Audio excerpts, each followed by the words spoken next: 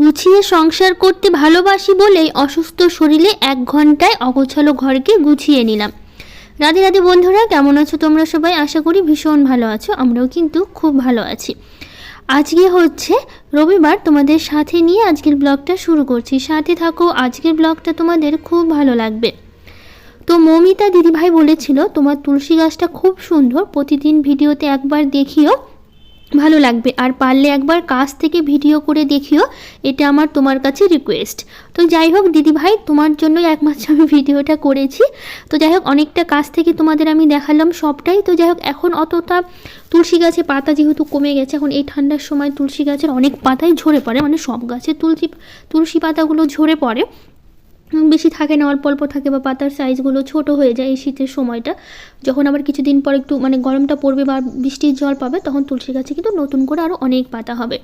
তো দিদিভাই, তুমি আমাকে বলেছিলে আমি এবার থেকে প্রতিদিন ভিডিওতে একবার করে দেখাবো, আর হচ্ছে তুমি কাছ থেকে দেখিয়ে মানে দেখাতে বলেছিলে, আমি দেখিয়েছি। তুমি যদি ভিডিওটা দেখে থাকো অবশ্যই আমাকে কমেন্ট করে জানিও, আর যদি আবার দেখতে চাও অবশ্যই আমাকে বলো, আমি আবারও মানে কাছ থেকে ভিডিও করে তোমাকে আমি দেখাবো।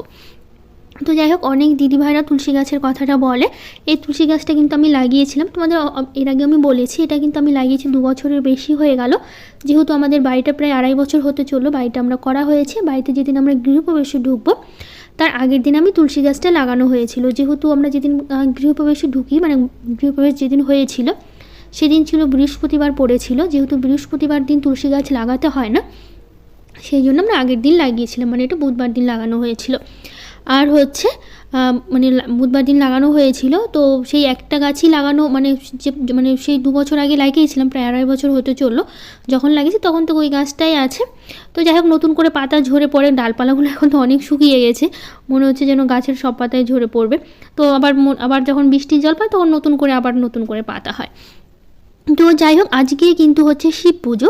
তো যাই হোক, কে কে শিব পুজো করলে, কে কে জল ঢাললে, উপোস ছিল, অবশ্যই আমাকে কমেন্ট করে জানিও। তো যাই হোক, আজকে আমার হবে না, যেহেতু আজকে লাগবে হচ্ছে 4টা কি 5টা থেকে শুরু হবে হয়তো, বিকেল কালকে পর্যন্ত থাকবে, কালকে সারাদিন থাকবে। তো আজকে আমি যেতাম জল ঢালতে। তো যেহেতু প্রতি বছর আমি জল ঢালতে যাই শিব পুজোর দিন, এবারও যাওয়ার খুবই ইচ্ছা ছিল, কিন্তু একটু সমস্যার জন্য যেতে পারলাম না। কারণ হচ্ছে বাবানের পর একটু কাজ পড়ে গেছিলো আজকে, সে কারণে হচ্ছে যাওয়া হয়নি। ছুটির দিন রবিবার দিন, তারপর একটু দরকারের জন্য যাওয়া হয়নি।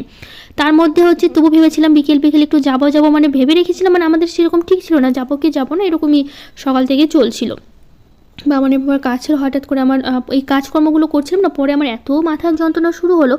সকাল থেকে তো ভালোই ছিল, মানে কোনো অসুবিধা হয়নি, কাজকর্মগুলো যেরকম প্রতিদিন করি, অসুবিধা হচ্ছিল না, সেরকমভাবেই করছিলাম। হঠাৎ প্রচণ্ড মাথা ব্যথা আমার শুরু হলো, মানে মাথাটা আমার হচ্ছে ঘুরছে, প্রচণ্ড মাথা ব্যথা শুরু হয়েছিল। ওষুধ খেয়ে আমি শুয়েছিলাম অবশ্য সারাটা দিন আজকে, সেই জন্য আজকে যাওয়া হয়নি। কালকে বাবা বলেছে কালকে আমাকে নিয়ে যাবে জল ঢালানো, মানে জল ঢালতে, জল নিয়ে আসতে। ঘরের পুজোটাও আজকে দেওয়া হয়নি, যেহেতু আজকে ভেবেছিলাম কালকেই যাব। বাবা বললো যে আজকে একটু অসুবিধা আছে আমার কাজের জন্য, তো আজকে হবে না, কালকে যেহেতু টাইম আছে কালকে নিয়ে যাবো। আর অবশ্য আজকেই সবাই যাবে, প্রচুর ভিড়। আমাদের এখানে বাড়ির কাছে আলাল একটা মন্দির আছে, প্রচণ্ড ভিড় হয়, মানে কী বলবো, লাখের মানুষ হবে আর কি, এত ভিড়।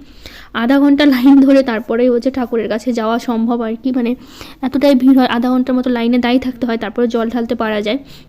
মানে এখানেই প্রতি বছর যায় ছোটো থেকে, যেহেতু আমাদের মানে কাছে বলতে এটাই একটা মন্দির আছে, তো সেই জন্য প্রতি বছর এখানে যাই। যেহেতু আমার মায়ের বাড়ি শ্বশুর বাড়ি খুব একটা দূরত্ব নেই, কাছাকাছি, তোমাদের তো বলি 7 কিলোমিটার। তো সেই কারণে এই মন্দিরটাই পড়ে কাছে, মানে শ্বশুর বাড়ি থেকে এই মন্দিরটা পড়ে, বাবার বাড়ি থেকেও একই মন্দিরই পড়ে।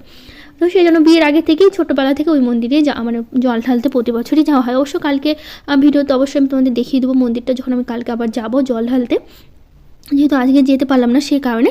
তো মানে কি বলবো, যে কাজকর্মগুলো করছি, এত বাসন দেখতেই পাচ্ছ, কেন বলো তো? আসলে কি, কালকে হচ্ছে একটা দিদি এসেছিলো, আর দেখতে পেলে 2টো বিছানা আমি উঠালাম, আমাদের ঘরের বিছানা আবার টিভির ঘরের বিছানা। কারণ হচ্ছে আমাদের ঘরের বিছানাটা ওই দিদি যাইবো এসেছিলো, মানে রাত্রেবেলা, আমাদের এর আগে বলেছিলাম আমার একটা ধর্ম দিদি আছে, তো সেই দিদি মানে কাছাকাছি বাড়ি। তো ওই দিদি রাত্রেবেলা বলতে সন্ধ্যার দিকে এসেছিলো। তো গল্প করতে করতে এত রাত হয়ে গেছে, 10টা 11টা বেজে গেছে। তো সে মানে বসে আছি, তো গল্প করেই যাচ্ছে, ওরা আসলে প্রচুর মজা হয়, মানে খুবই গল্প হয়। তো এসে গল্প করেই যাচ্ছি, তার মধ্যে ওরা নিয়ে আসেনি বাইক। তো রাত 10টার সময় তো আর টোটো পাবে না এখান থেকে, তো সেই জন্য আমরা বললাম থেকে যাও আজকে। তো সেই কারণে মানে বাইক নিয়ে আসেনি, প্রথমে বললাম যে থেকে যাও, আজকে যেতে হবে না, গল্প করি, তারপরে রাত্রিবেলা থেকে যাও, সকালবেলা চলে যাও। তো সেই কারণে হচ্ছে দিদিরা থেকে গেছিলো রাত 10টা 10:30 পর্যন্ত গল্প করা, 11টার দিকে শোয়া হয়েছে। তো ওরা আবার সকালবেলা উঠে আবার চলে গেছে, যেহেতু জল ঢালতে যাবে ওরা আজকে দিদি, তারপর হচ্ছে ওই মানে কি বলবো ওই দিদির মেয়ে আছে, ওরা জল ঢালতে যাবে ওই একই জায়গায় যাবে, আলালে যেখানে আমি বললাম ওখানেই যাবে।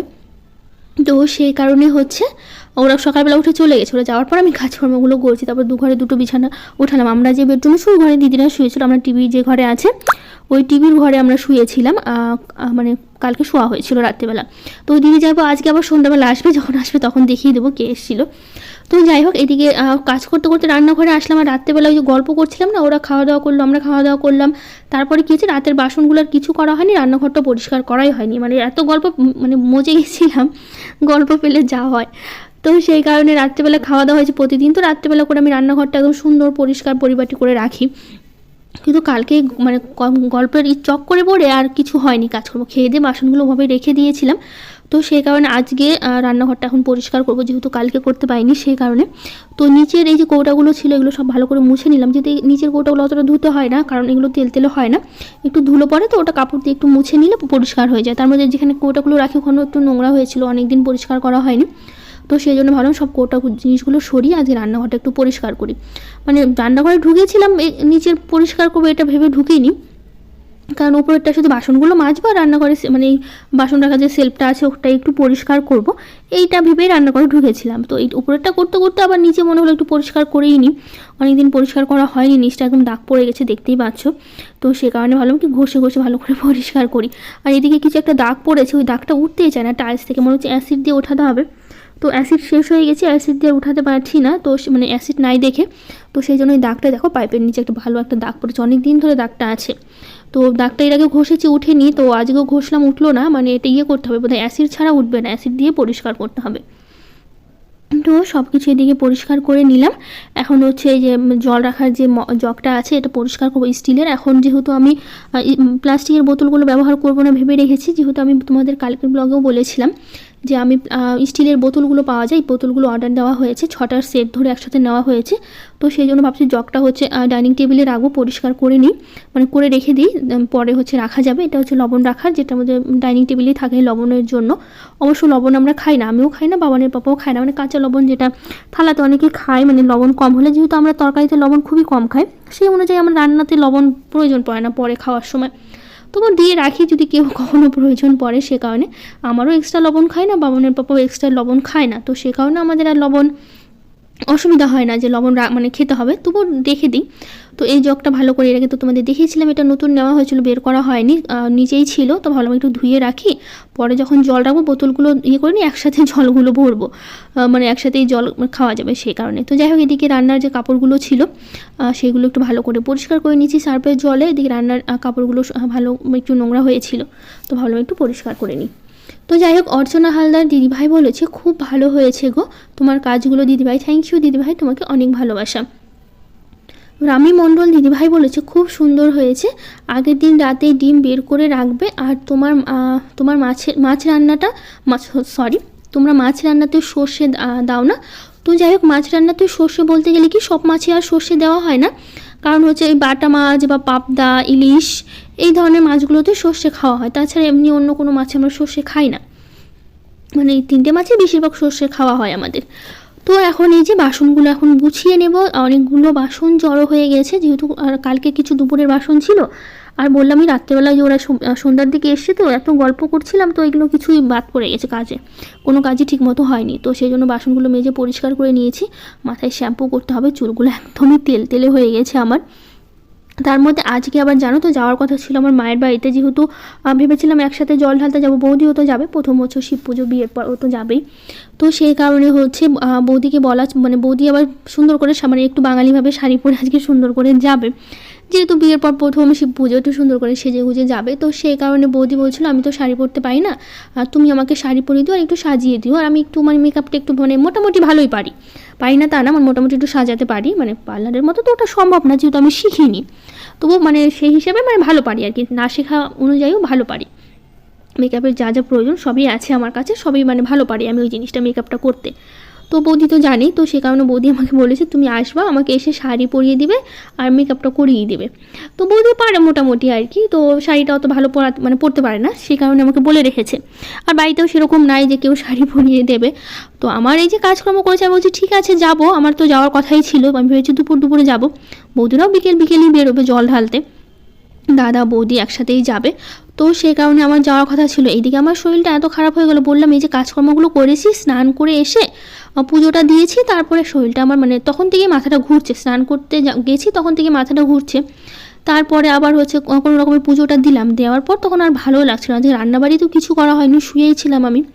বাবানের পাপা একমাত্র আলু সেদ্ধ ভাত করে রেখেছে, সারাদিন আজকে আলু সেদ্ধ ভাত করেই চলে গেছে, এরকমই বলতে পারো।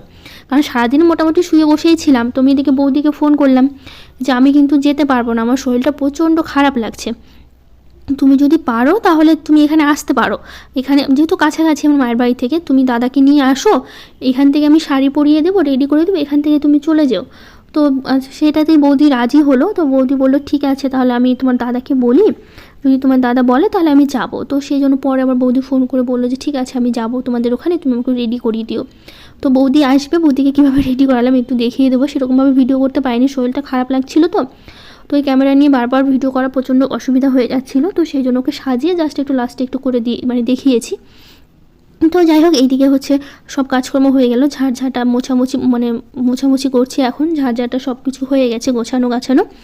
এখন শুধু ঘর মোছাটা বাকি আছে, ঘরটা মুছে নেবো, তারপরে হচ্ছে স্নান করব।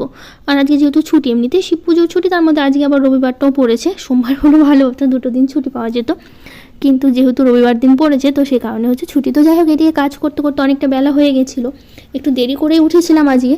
আর এদিকে বাবা ছেলে বাবানের তো সকালবেলা খাওয়া হয়েছে একটু, দুজনে বাবানের পাপা বাবানকে পড়াচ্ছে, আর একটু অফিসের ল্যাপটপে কাজগুলো করে নিচ্ছে, একসাথেই দুজনে সব সময় করে এভাবে, যখন বসে থাকে তো বাবানের পাপা বাবানকে পড়ায় আর ও বসে বসে অফিসের কাজগুলো করে নেয়। বাবানের কোশ্চেনগুলো ল্যাপটপে কিছুটা করে রাখে, যেহেতু বাবানের খাতা থেকেই পরীক্ষাগুলো হয়, খাতা যেগুলো পড়ায় সেগুলো পরীক্ষাতে দেয়। তো সেই কারণে আবার সেই পরীক্ষার আগে তো আবার নতুন করে খাতায় লিখে আবার শেখাতে হয়।